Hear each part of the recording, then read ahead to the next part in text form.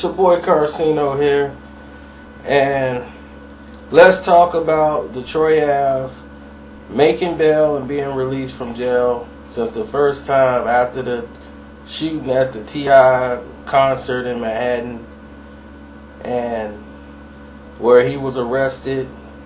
Of course, you guys, everybody on here speculating on what happened, that he was the one doing all this stuff, and then when videos came out and all this other evidence and all this stuff started hitting the fan, when he was actually charged, it was for attempted murder and weapons possession. So, and he was indicted on 5 felonies related to the incident, you know. And the grand jury, rather, decided not to indict him for the murder of his friend, better known as Banger. So after a month on Rikers Island, he's finally been released on $500,000 bail, and his mom put the house up so that, you know, like the song, Mama put the house up so I could bounce up out this mother. That's why I love you.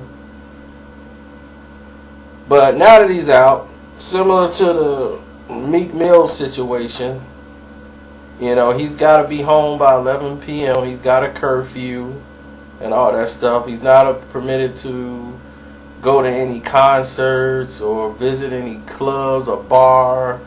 He can't go to the games or anything like that. He cannot leave New York City. And he has to pay for the ankle bracelet that he is wearing, which is strange to me. But that's what they're saying. Now, I'm saying, from a point of view of looking at this is why he's being held to the standards. His lawyer is taking the stand of self-defense, and that's their claim, is that he was one of the victims. Even though he was firing a gun, he was firing in self-defense. And that's the stand that they're taking. But the reason why this took so long, after the grand jury charge and everything else of releasing him with all these ramifications, and it took so long for them to even get him a bail hearing again, you know, when he was denied bail the first time, is basically because this is in New York City, Manhattan. That's one. 2, he's not ratting. They still don't have a suspect for who they think is the shooter in the other case involved as far as the murder charge, because he's not being charged for that murder. So obviously there's a pending murder, and he's not cooperated with the authorities as to telling them whom. So therefore they're going to make it very hard on him. Well, they are making it very hard on him, with the reason why he wasn't, it took him 6 weeks to get bail. With ballistics tests would have proved right away that he's not the one that did it, so why did it take so long for him to get bail?